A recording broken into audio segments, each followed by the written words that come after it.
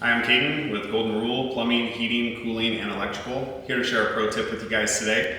You're going to want to keep a Sharpie nearby the furnace. That way when you replace your filter, you're able to write the date on there. That way you never have to remember when you replaced the filter last.